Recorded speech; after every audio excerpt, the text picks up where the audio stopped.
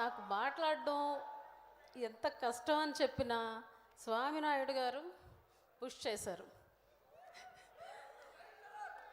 ఇక్కడికి విచ్చేసిన మెగాస్టార్ అభిమానులకి, అలాగే పవర్ స్టార్ అభిమానులకి,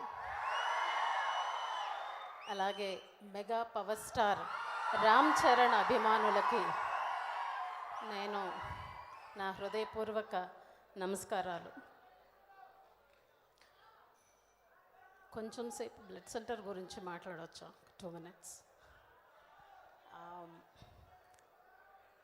అన్నయ్య గారు బ్లడ్ సెంటర్కి పిలిచి నన్ను అక్కడ పనిచేయమని చెప్పడం నా అదృష్టంగా భావిస్తున్నాను. ఎందుకంటే కేవలం సినిమాలు చూసి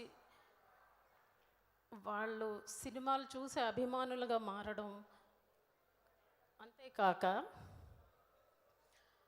అన్నయ్య చెప్పిన ఒక మాట, రక్తదానం చేయండి, ప్రాణాలను రక్షించండి అనే ఒక మాట చెప్పినందుకు ఆయన్ని, చిరంజీవిని గారిని సినిమా యాక్టర్గా అభిమానించడమే కాకుండా ఆయన సేవా కార్యక్రమాల్లో ఫాలో అవడం, బ్లడ్ బ్యాంక్లో స్వచ్ఛందంగా రక్తదానం చేయడం, రక్తదాన శిబిరాలు కండక్ట్ చేయడం ఎంత ఓవర్వెల్మింగ్ ఉంటుందంటే ఇది కేవలం మెగాస్టార్ అభిమానులకు మాత్రమే చెల్లుతుంది. చిన్నప్పుడు చిరంజీవి గారి అభిమానులు మాత్రమే విన్నాను నేను. వాళ్ళు స్వచ్ఛందంగా సేవా కార్యక్రమాలు, అన్నదానాలు చేయడం, పెళ్ళిళ్ళు చేయడం, ఇలాంటివన్నీ ఎక్కువగా చిరంజీవి గారి అభిమానులు మాత్రమే చేసేవాళ్ళు.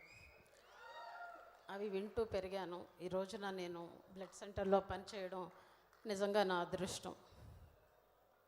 కేవలం హైదరాబాదే కాదు, మన తెలుగు వాళ్ళు వరల్డ్ వైడ్గా ఎక్కడున్నా రక్తం అవసరం అనుకున్నప్పుడు డెఫినెట్గా చిరంజీవి గారి అభిమాని అక్కడ ఉంటే చాలు, వాళ్ళు తప్పనిసరిగా ప్రాణాన్ని రక్షిస్తారు రక్తదానం చేసి అనేది మీరు బాగా మాకు తెలియజేశారు.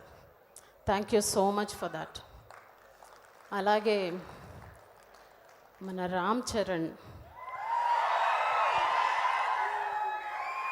నిన్న బాబుకి దెబ్బ తగిలింది, బట్ త్వరగా తాను కోలుకోవాలని భగవంతుని ప్రార్థిస్తున్నాను. అయినా సరే మొండోడు వెళ్ళిపోయాడు షూటింగ్కి. తన కమిట్మెంట్కి హ్యాట్స్ ఆఫ్. అలాగే Charan, many happy returns of the day నానా. ఈ సంవత్సరం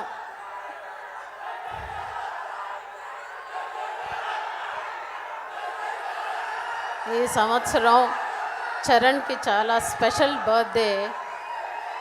తన 3 బిడ్డలతోటి చాలా సంతోషంగా, అభిమానులు అంతకన్నా సంతోషంగా జరుపుకునే పుట్టినరోజు ఈ సంవత్సరం. నానా, నువ్వు ఇలాగే మరిన్ని పుట్టినరోజులు నీ కుటుంబంతో, నీ అభిమానులతో జరుపుకోవాలని కోరుకుంటున్నాను. థ్యాంక్ యూ సో మచ్ నాకు ఈ అవకాశం కలిగించినందుకు. Thank you. Thank you so much, Madhavi garu. Thank you for gracing this event. Yes, and ఇప్పుడు మా మోస్ట్ సక్సెస్ఫుల్ ప్రొడ్యూసర్ కమిటీ కుర్రోళ్ళు అని అద్భుతమైన బ్లాక్ బస్టర్ అందుకున్న